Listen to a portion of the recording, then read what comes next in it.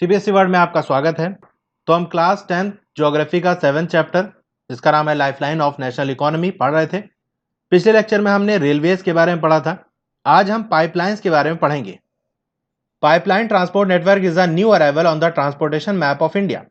India की अगर transportation map की बात करें तो पहले रोडवेज का नेटवर्क था, रेलवेज का नेटवर्क था, उसका बाकायदा मैप बनाया जाता था। पाइपलाइन का मैप नहीं बनाया जाता था, लेकिन अब पाइपलाइन ट्रांसपोर्ट नेटवर्क का भी मैप जारी हो चुका है।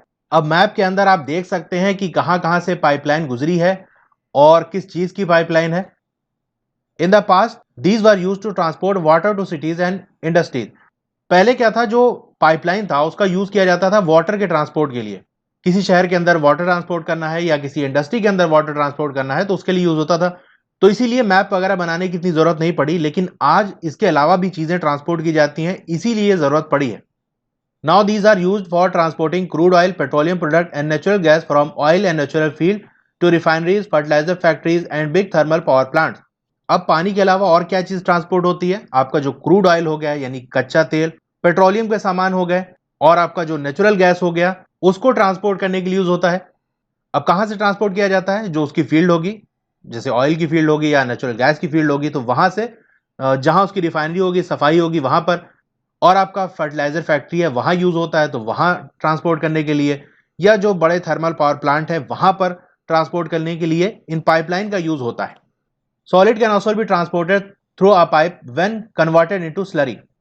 अब लिक्विड वाली चीज तो हम ट्रांसपोर्ट कर सकते हैं, अगर कोई सॉलिड हमको ट्रांसपोर्ट करना है तो उसके लिए हमें स्लरी बनानी पड़ेगी, यानी एक तरह से घोल बनाना पड़ेगा, यानी उसके अंदर पानी या कोई दूसरा लिक्विड उसके साथ सॉलिड ट्रांसपोर्ट होगा।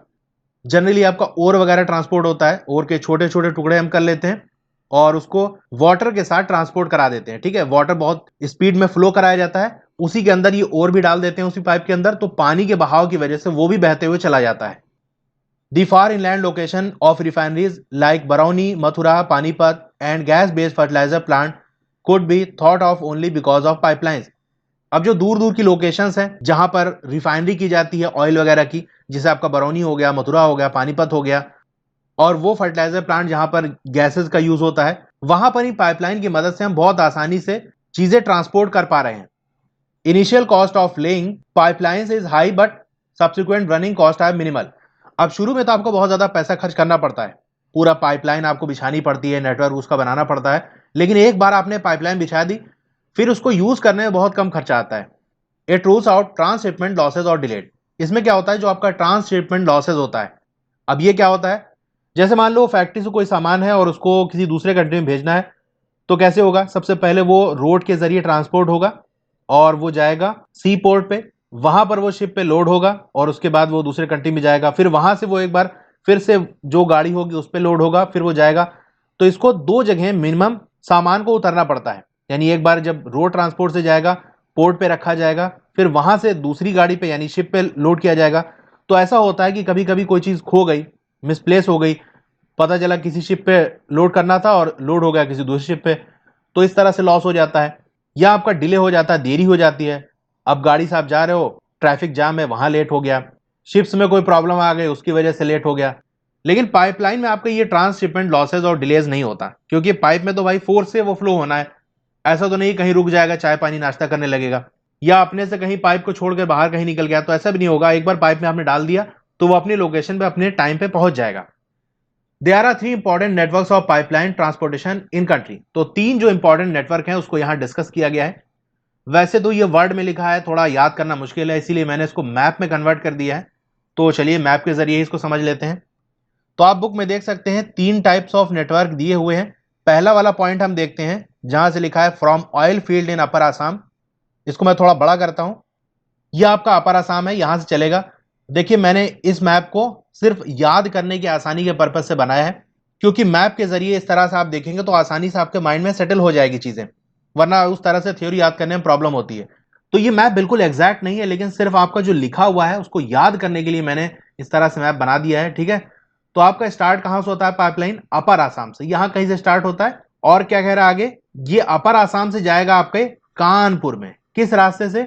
वाया गुवाहाटी, गुवाहाटी होगा, उसके बाद आपका यहां से निकलते हुए इंडिया से होकर जाएगा, बांग्लादेश तो जाना नहीं है, तो बरौनी यहां पर आएगा, उसके बाद ये इलाहाबाद होते हुए फिर कानपुर पहुंचेगा। तो ये इसका रूट है, ठीक है। ऐसे चलते हुए यहां से ये जाएगा। अब ये सिर्फ एक डायरेक्शन में नहीं जाता, बल्कि इसकी और ब्रांचेस भी हैं। तो ब्रांच को मैं दूसरे कलर से दिखाता हूं। अब इसकी एक ब्रांच कहां से है, बरौनी से निकलती है और कहां पहुंचती है, हल्दिया पे, ठीक है, वाया राजबंद, यानी राजबंद होते हुए यह हल्दिया पहुंचती है, ठीक है। एक ब्रांच तो ये हो गई। फिर राजबंद से आपका मौरीग्राम, यहां पर एक ब्रांच जाती है, और एक ब्रांच यहां ऊपर गुवाहाटी से सिलीगुड़ी की तरफ जाती है, ठीक है। बीच वाले एरियाज को कवर करते हुए सिलीगुड़ी जाती है। तो ये पूरा नेटवर्क है। पहले वाला पॉइंट आप नेटवर्क के जरिए आसानी समझ पाएंगे।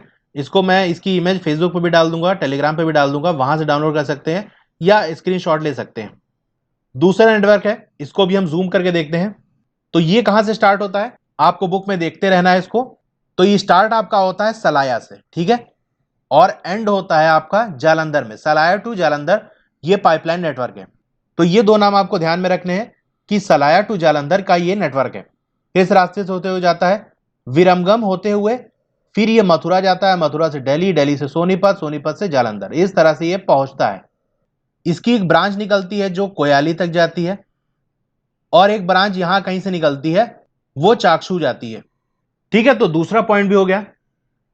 तीसरा पॉइंट हम देखते हैं, तीसरा कौन सा नेटवर्क है, इसको भी मैं जूम करता हूं। ये आपका गैस पाइपलाइन है। तो ये भी आपको याद रखना है कि आपसे मान लीजिए पूछ ले कि हजारिया और जगदीशपुर के अंदर जो पाइपलाइन है वो किस चीज की है, तो वो किसकी है, गैस पाइपलाइन।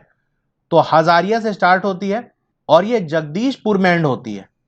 कैसे होते हुए जाती है, हजारिया से निकलती है और मध्य प्रदेश में विजयपुर होते हुए फिर ये जगदीशपुर पहुंचती है। इसकी ब्रांचेस कौन सी है, यहां कहीं से एक ब्रांच निकलती है, कोटा पहुंचती है, और एक ब्रांच आपकी शाहजहांपुर जाती है, और एक ब्रांच आपकी बाबराला जाती है, ठीक है। तो ये तीन नेटवर्क हो गए। ओके, तो आज की इस वीडियो में इतना ही। आपको वीडियो कैसी लगी कमेंट करके जरूर बताइए। अच्छी लगी हो तो लाइक जरूर करिए और अपने दोस्तों में से शेयर करिए। और अगर चैनल को सब्सक्राइब नहीं किया है तो सब्सक्राइब करके बेल आइकन दबा लीजिए।